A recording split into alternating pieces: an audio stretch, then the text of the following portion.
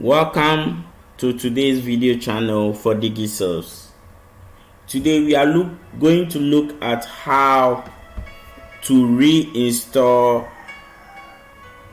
an upgraded version of DigiSales, meaning you have the installation already here and you have been sent a new installation, so you want to install the new one or you want to replace the old one. You double click it. When you double click the new setup that has been sent, you are going to see repair and then remove. Click on remove.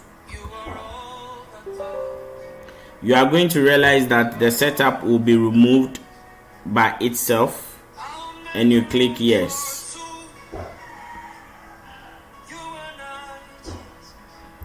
Then you click close because the removal is done for you.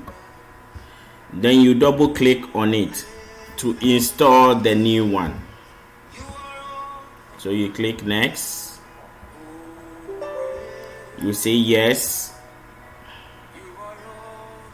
And then voila, you are done with the new setup. Thank you very much for watching this video.